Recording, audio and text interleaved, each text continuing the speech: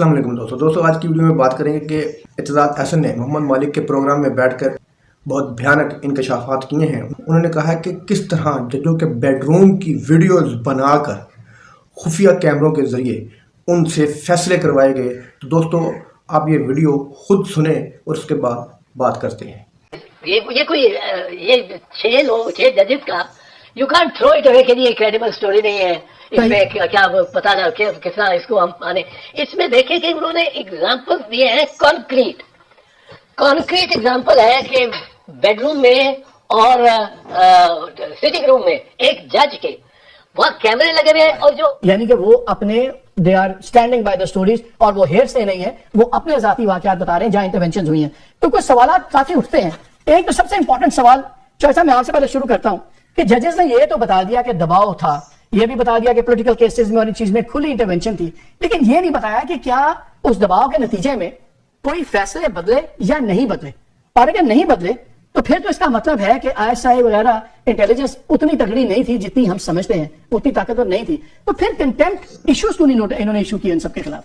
مالک اس میں جو دیکھنے والی چیز ہے وہ یہ کنٹمپٹ نوٹس جاری کیے نہیں کیے، یہ بلکہ ان کی اوتھینٹسٹی کے بارے میں ایک ثبوت اور شہادت ہے۔ انہوں نے لگتا ہے کہ ہر حالت میں وہ جو ایک اپریسو انوائرمنٹ تھی اس میں انہوں نے گزارا کرنے کی میکسیمم کوشش کی۔ یہ ان ججز کا ہمیں قوم کو شکر گزار ہونا چاہیے کہ انہوں نے یہ جرت کر کے یہ ایکسپوزے کیا ہے۔ آپ دیکھیں یہ ایکسپوزے یہ بھی نہیں ہے کہ جیسے آپ نے کہا اور بالکل وجہ کہا کہ یہ سڈنلی ان کو کوئی کسی پولیٹیکل فیکشن کے ساتھ 6 کے 6 کو ہو گئی ہے، رغبت ہو گئی ہے، اور وہ انہوں نے کوئی ان کو انڈیوسمنٹ دے دی گئی ہے۔ یہ مئی 2003 میں بھی لکھتے ہیں، فروری 2004 میں بھی، مئی 2023 اور فیبرری 2024 مئی 2023 اور 2024 یہ لکھتے ہیں۔ یہ کنسسٹنسی ہے ان میں۔ اس دفعہ آ کے انہوں نے پھر پبلک کیا کیونکہ وہ اپریسو جو انوائرمنٹ ہے وہ ختم نہیں ہو رہی تھی۔ انہوں نے اپنے چیف جسٹس کو لکھا، اس میں انہوں نے واقعات بتائے، انہوں نے اس میں ڈیٹیل دی، پرسنلی انہوں نے ایک اپنی برادری میں رکھ کے اور ود ان کہ گھر کا معاملہ گھر میں ہی رہے، لیکن ان رائٹنگ انہوں نے اس کو پیش کیا۔ پھر 5 ججز نے یہ فروری 2024 میں لکھا اور اس میں نام لیا اداروں کا، نام لیا، پہلے میں بھی نام لیا جو کہ ہم نہیں نام لیتے، اور انہوں نے لیا، اور یہ ایک ان کا stepping out of the crease تھا۔ دس شوز کہ کتنی ڈیسپریشن میں ہمارے سپیریئر کورٹس کے ججز کام کر رہے ہیں۔ اور یہ سپیریئر کورٹ کے ججز یہ کوئی یہ 6 ججز کا you can't through it away کہ یہ کریڈیبل سٹوری نہیں ہے، اس میں کیا پتا نہ کس طرح اس کو ہم مانے۔ اس میں دیکھیں کہ انہوں نے ایگزامپل دیے ہیں کانکریٹ ایگزامپل ہے کہ بیڈ روم میں اور سٹنگ روم میں ایک جج کے وہاں کیمرے لگے ہوئے ہیں، اور جو لیٹسٹ ان کے ویڈیوز ہوں گے، کرنٹ ویڈیوز، وہ بھی نکال کے دیے وہ اس کے جج کی ان ہز بیڈ روم اور ان ہز لیونگ روم۔ اب یہ ایک مجھے بڑا افسوس ہو رہا ہے اس بات پہ، اور تب بھی ہوتا تھا ایکچولی جب وہ 13 ممبر بینچ بیٹھا تھا، اس کی ججمنٹ میں ہے 13 ممبر بینچ جس نے 20 جولائی 2007 کو بحال کیا افتخار محمد چودھری کو۔ پھر افتخار محمد چودھری اور بہت سے ججز اور اب بھی گرفتار ہو گئے، وہ 3 نومبر کو جب ایمرجنسی لگی، پر 20 جولائی 2007 کو ریسٹور ہو گئے Iftikhar Muhammad Chaudhry, I was his counsel. اب میں نے وہاں یہ بات اٹھائی، ایک چلی بات کہ چیف جسٹس کے گھر کے میں جو گاڑیاں کھڑی تھیں ان کی کوئی بائک سے پولیس والے کیمرے سے تصویریں لیتے ہیں۔ ہم نے میں نے ٹیک اپ کیا 13 ججز، میں نے کہا یہ بڑا زیادتی ہے۔ انہوں نے بلا لیا آئی بی کے چیف کو، یہ اور انہوں نے بجائے یہ کہ کہتے کہ یہ سارا آپ ڈی بگ کریں اور اس کو رسپانسبلٹی فکس کریں کہ اس نے بگ کیا ہوا ہے، اور کیا کون یہ تصویریں لے رہا تھا پرنسی of the chief justice house, انہوں نے پھر اس کو بلا کے کہا کہ آپ انشور کریں کہ سارے کسی گھر میں کوئی بگنگ